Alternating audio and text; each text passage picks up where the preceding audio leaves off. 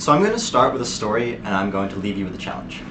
The story is this. Before my mom and her family came to the United States from the Soviet Union, they'd heard stories, legends almost, about how everything was so plentiful in this country that you could walk outside, you could find couches, you could find chairs, you could even find old television just laying around on the street. And as we know, this isn't uncommon at all. You see this all the time. I attribute this directly to American materialism. Today's Americans need newer stuff, better stuff, and more stuff all the time. So we spend money that we don't need to spend on things we don't need. And this brings up an interesting question. Was it always like this? Did we always waste so much money on things that we don't need? If not, when did this change occur?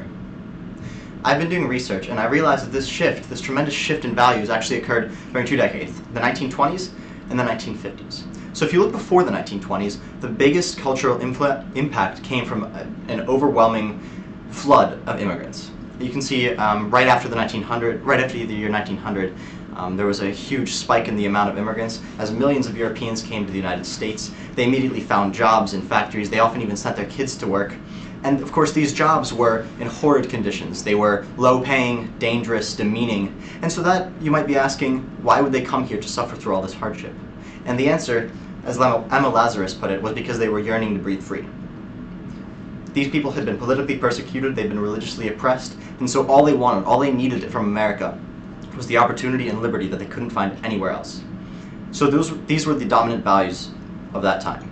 But then you had the 1920s, and during the Roaring '20s, World War I had ended, the men were back, the economy was booming for almost the entire decade, and people were just ready to celebrate. So they spent extravagantly. They spent much more than at any time previous to the 1920s.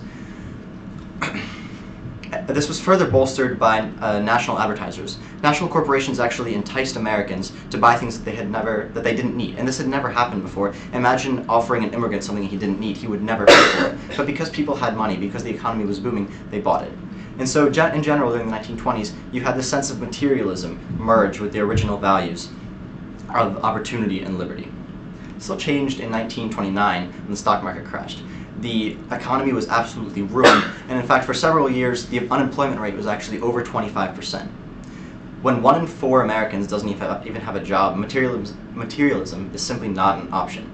And so this materialism kind of got put on hold, and the Great Depression actually forced a return to more traditional values, in particular opportunity. Because when people had the opportunity to work, they were so much more grateful for it. And again, because they didn't have money, they simply couldn't engage in materialism. Similarly, World War II also forced a return to the more traditional values. In particular, Americans became much more appreciative of their liberties. Because during World War II, the US government used propaganda very, very heavily. And so Americans were well aware of how much the other countries actually impeded civil liberties, including freedom of the press, freedom of speech. And so you can see during the 1930s and 40s, people just became much more appreciative of those original values of opportunity and liberty.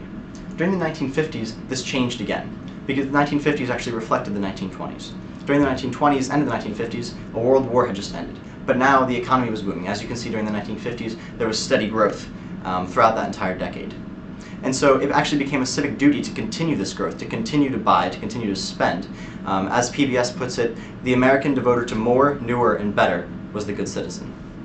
In order to keep the economic wheels turning, people had to spend more, which means they would create more jobs, which means they would create more products, which means they had to spend more.